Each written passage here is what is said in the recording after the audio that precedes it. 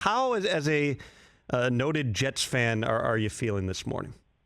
I made it to the end because Cooper, my youngest son, has Evan Ingram and also Trevor Lawrence in his fantasy playoff.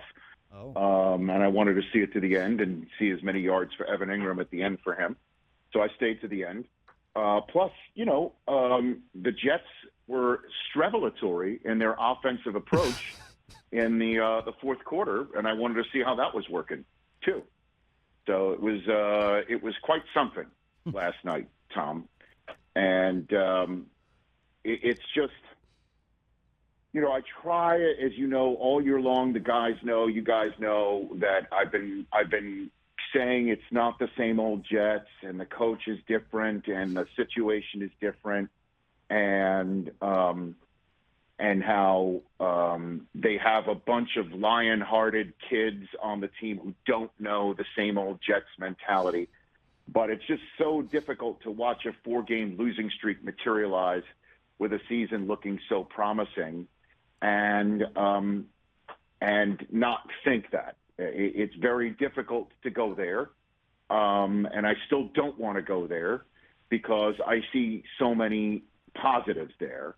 And once again, this is now a Jets season that we can do a postmortem on. 7-8, sure. 9-8 is something that could put them in the mix, but the problem is the reality is that when you're 7-8 and there are two 8-6 teams in front of you, along with a 7-7 team that's already swept you in front of you, it's way too steep a climb. So it's now time for a postmortem.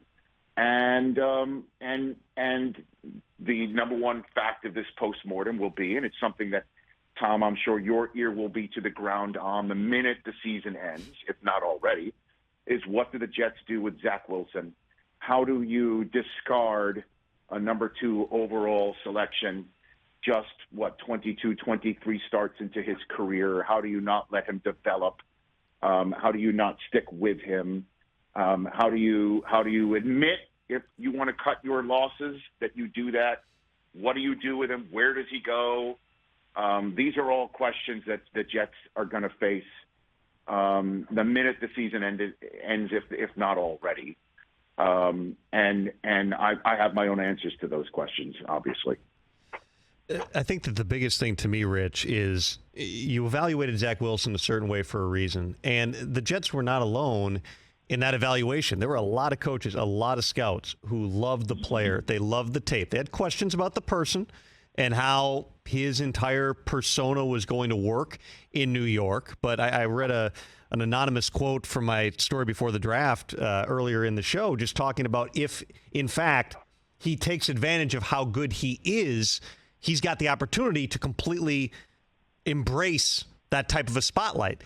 The issue is when it goes the other way, it can go really hard the other way. And that's where I don't think that by any stretch you can discard his entire career at this point. But in terms of him having a path forward in New York, and listen, Robert Saleh said we haven't seen the last of him. You do have to wonder, is it so toxic surrounding him in that market that the Jets really don't even have a choice in terms of how they decide to proceed in 2023? Well, I mean, the real answer is obviously it's toxic within the market. I mean, look, nothing is more difficult to swallow than the Jets on a Thursday night in their home closer on national television lose a game in the manner in which they lost it. By that I mean getting Quinnen Williams back, him immediately providing a takeaway, and the Jets going 4 and out, losing 3 yards and kicking a field goal, and that's their only points of the night, while the Jacksonville Jaguars come in with all their arrows pointing up, and the quarterback who is leading that charge is the guy that every single human in that building wanted the Jets to tank for 2 years ago. And the win for the Jaguars last night with Trevor Lawrence comes what? Brockman, you pointed out, was it 2 days ago was the 2-year anniversary of that win in Los Angeles against the Rams that the Jets didn't need. Bingo. And shocked everyone coming up with, right? Was that it? 2 days ago? Yep. So that's the difficult part to really swallow, is that not only did Zach flop, and you do have to point out the offense as a whole flopped, that Lawrence was helped by a run game that Travis Etienne led and also had some others supplying some rushing yards. And the Jets' dynamite running back got cut down by an ACL injury back in week 5, and Elijah Vera Tucker alongside him as well. And so that's part of the evaluation here, is that as a whole, the Jets' offensive line in a crucial third quarter drive with Zach, the first running play was a loss of 2, and they got cold for holding. And from that deep hole, Zach Wilson got sacked. So you got to put it all together. And so in terms of the fan base toxic in the market, that's asked and answered.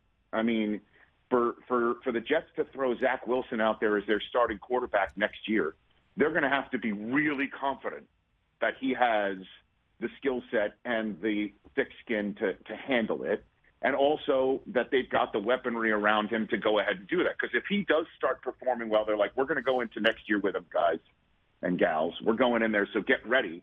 And he performs well, it'll be great. Then he's finally doing what he's supposed to do. Wish he could have done it last year when it did appear we had a championship defense all ready to go. But the question, the 60,000 million, whatever you want to call it, question is he toxic within that locker room? I don't know the answer to that. All I know is that Garrett Wilson's body language certainly indicates he'd like this guy to get the hell away from him. Elijah Moore, honestly, look at the body language. I mean, Elijah Moore wanted a trade because he wasn't being targeted. And then Mike White came and showed that you can be successful, or efficient.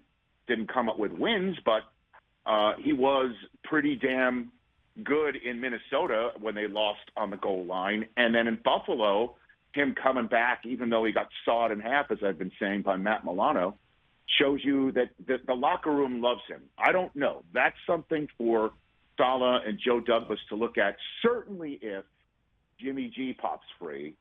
And he is, as we all know, perfectly suited to run this offense and perfectly suited to take a team to the Super Bowl and perfectly suited to go into New England, So, these are the questions for the Jets to answer. I mean, I'm not going to come in here and torch the joint, but it's a difficult pill to swallow against that team and that quarterback under these circumstances, watching them leave with all the arrows pointing up and the Jets heading off to Seattle to face Geno Smith, more ghosts from the past, with their season. I mean, you could say it's on the brink, but I think it's over. Catch the Rich Eisen Show every single day on the Roku channel, 12 to 3 Eastern, for free.